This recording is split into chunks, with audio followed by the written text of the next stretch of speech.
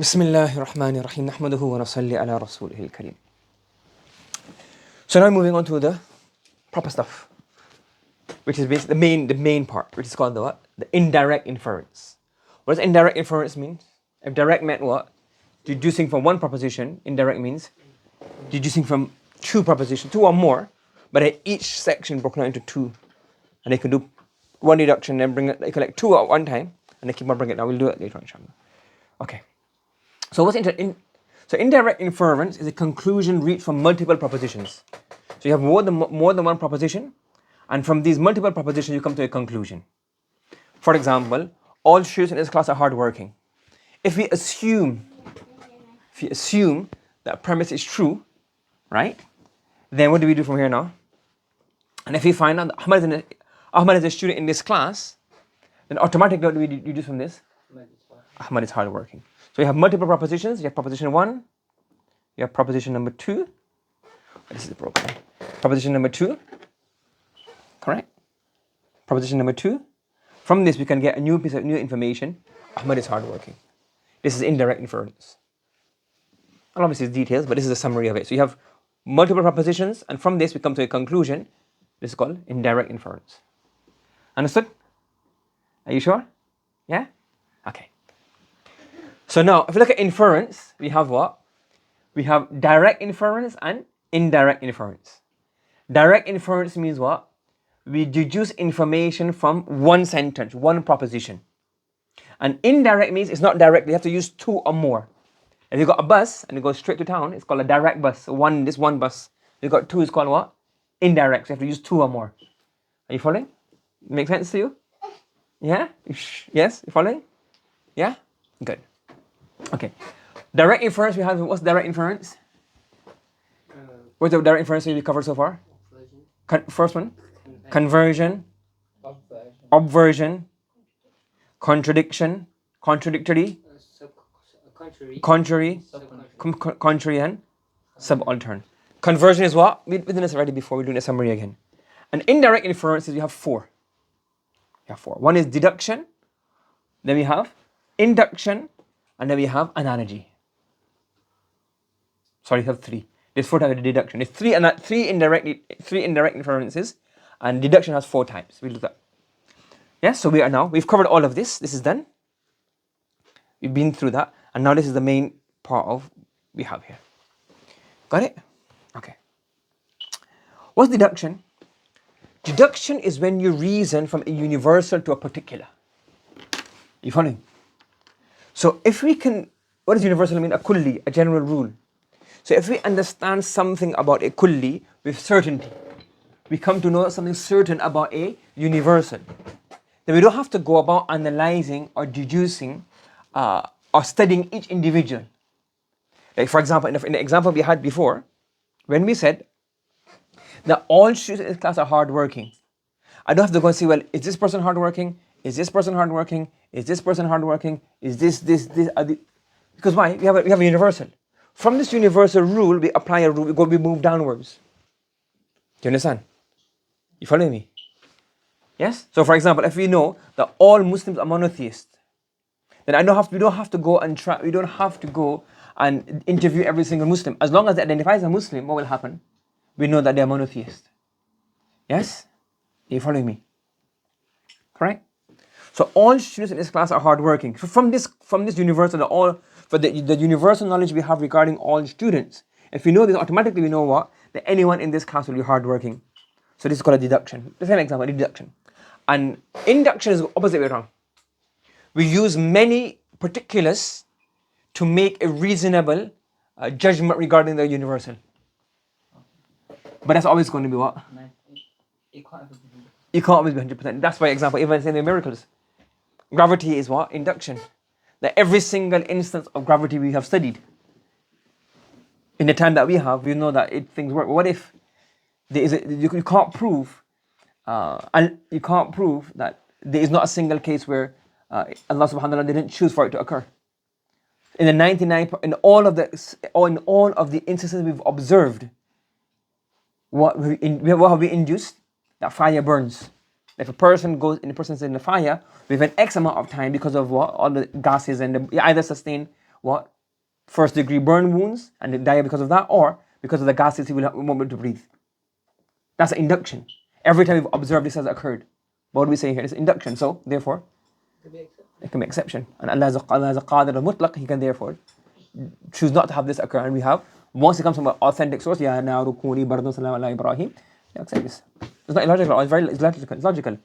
But you need to have very, very strong evidence. We don't believe every Tom, Dick and Harry story, but when it comes to the Quran, there's miracles, we believe in them. Do you understand? So to actually to do like deny miracles is like, okay, it's irrational.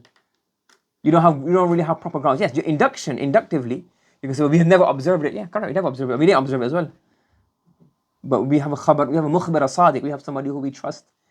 That we have the Quran, which we again. So the problem is, the problem with miracles is not, your issue is not with is not the rationality of it. Your problem with this is what? You don't believe in the source, the Quran. That's not the issue. Let's go and you should analyze the source of the Quran. Actually, why did you not believe the Quran to be the source? That's not the issue. But rationally, you can't say that the miracles are not possible. Yes, because you only have induction, you don't have deduction. Anyways, I keep on going through that. It's a very important masala. Okay, deduction. Yes, so deduction is what? Coming downwards, and induction is what? Going upwards. So we're going deduction. So in deduction, we have this. So what's a deduction is used, if you go up here, is made using categorical syllogisms. What's it called? A syllogism. What's it called? A syllogism. What's it called? Say a syllogism. What's it called? What's it called? A syllogism. Yes? So now what happens in syllogism? You have three terms. So a syllogism is three terms. Yes? And these three, again, and remember the way we speak, we don't speak in three sentences.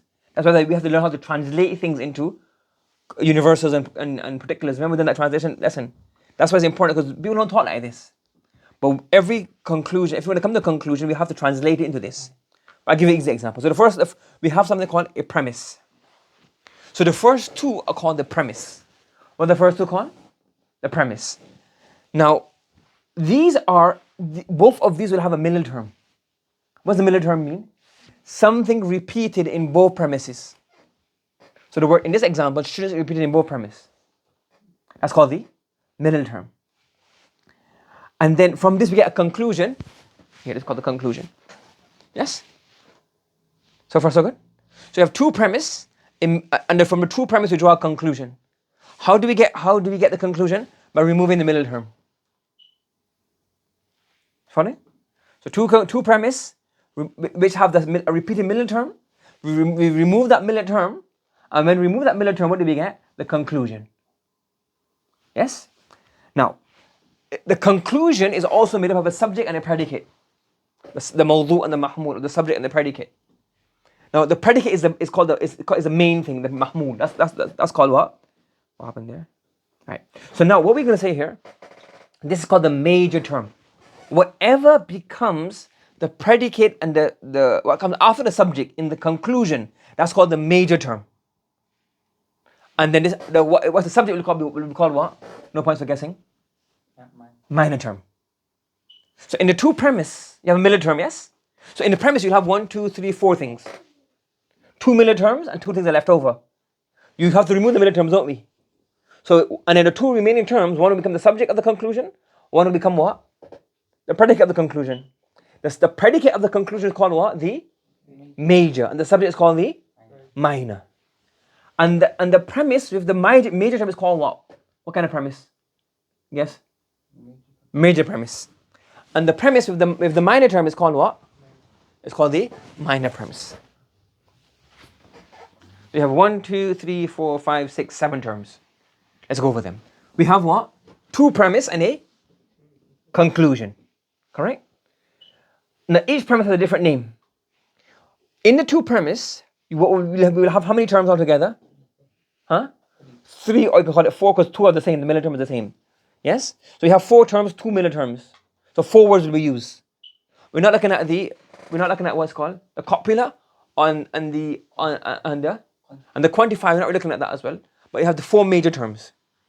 2 will be the middle term. Those are removed to form the conclusion. Whatever becomes the subject in the conclusion is called what? Minor term. Whatever becomes the predicate or the information in the conclusion is called what? is called the major term. Yes? And the premise with the minor term is called the minor premise. And the premise with the major term is called the major premise. Are you following me? Do you understand what's going on? Yes? Everybody following? You guys following? Okay? Okay. Yeah? Okay. Now, what doesn't matter. What are the Arabic words for this? What are the Arabic words? The middle term is called al-haddul awsat. What's the middle term called? Al-haddul awsat. And the minor term is called al-haddul saghir, close, asghar. The major term is called al-haddul akbar. And the premise is called the kubra. And this is called al-haddul asghar, and the premise will be called what? As-sughra. And the conclusion is called what? The natija. This is how a syllogism is made up of. Are you following? Yes? So start again. We have how many premises? So we're doing inference, yes? Previously we done what kind of inference? Indirect inference. Now we're doing what? Direct inferences. And there are three types of inferences. What? Indirect inferences. One is deduction, induction, and analogy. Deduction means what? Go down, top down. You understand the rule of everything and you come downwards. And induction is what? You go upwards, meaning what? You look at all of the juice, all of the elements that exist within that, and then we make a conclusion. And obviously the more elements you analyze, the stronger your conclusion becomes. Yes? So in deduction, as long as your premises are correct, and you use the right form of argument, your deduction will be.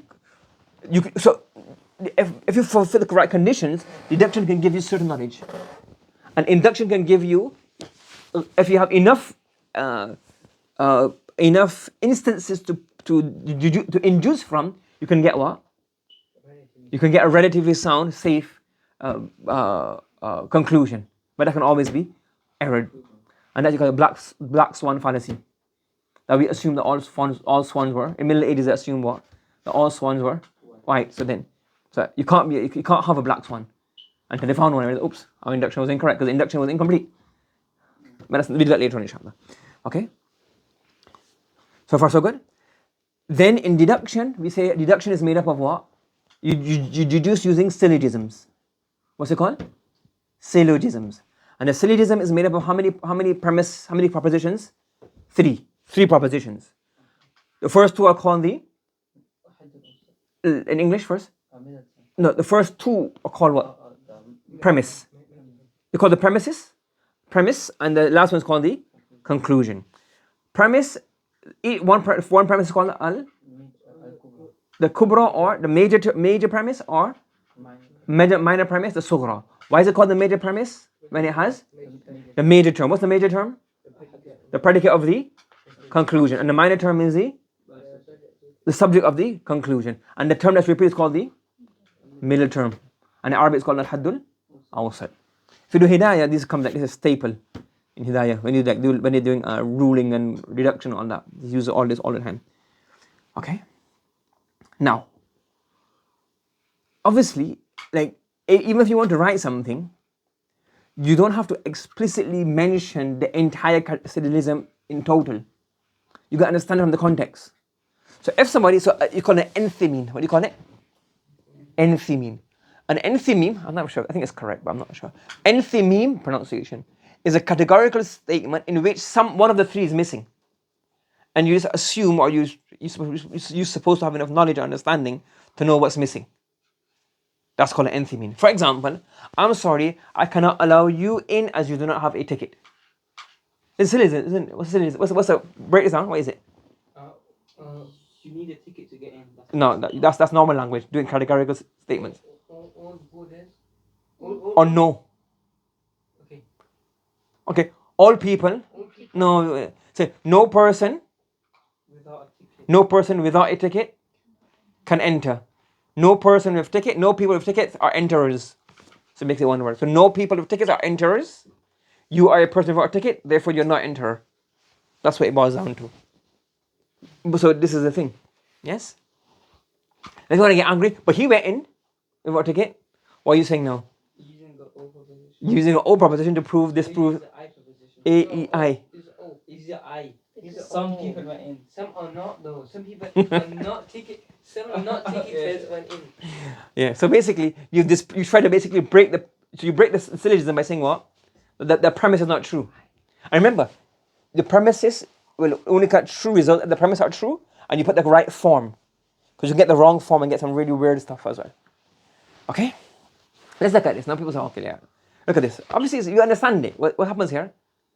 The story of Nuh alayhi salatu wasalam. What happened? Allah promised Nuh alayhi salatu wasalam, we will save your Ahl. Yes? We will save your Ahl. You following? So Nuh alayhi salatu wasalam said yes. And his قال سآوي إلى جبل يعصمني من الماء فحال بينهم الموت فكانوا المغرقين. So Nuh alayhi salatu wasalam, his son, drowned. So what was his question?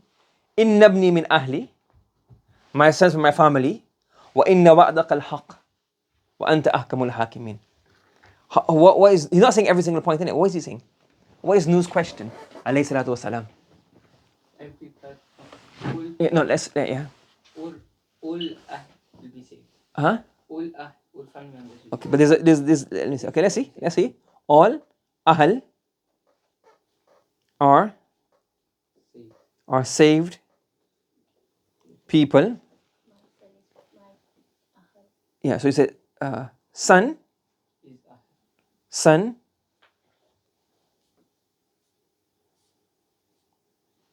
is Ahl, that's a middle term. So therefore son should be is saved. So it's okay, the premise is not true, but Allah made this promise. So this is true. This premise is true. So what did Allah say after that? إِنَّهُ لَيْسَ مِنْ أَهْلِكَ. What's the problem? What was it? Huh? Equivocation or definition. That Nuh was thinking Ahl means what? Family members, and Allah saying no, Ahl means people of a religion. You understand? So this comes about. So this is one example. You get loads of these enthymemes throughout. From you can get it day to day. Example, hadith comes كلكم راع وكلكم مسؤول عن رعيته. That's it. There's two parts. What's the hadith?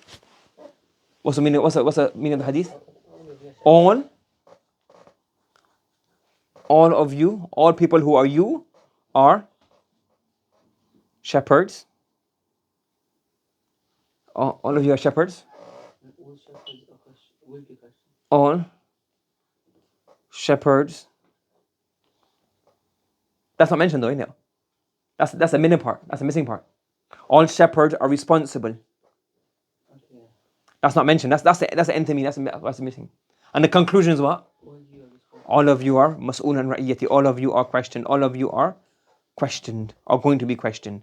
This part here is not mentioned.